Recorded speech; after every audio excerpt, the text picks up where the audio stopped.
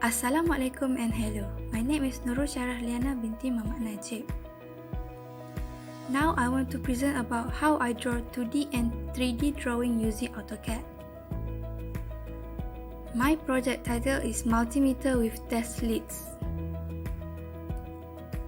I choose this title because as I am from electrical technology student, I always use the multimeter every time there is circuit lab or anything have to do with find the value of ammeter, voltage and resistance. As I have been used with it, I want to try draw it in the AutoCAD. Next, I will display the picture I use as a reference.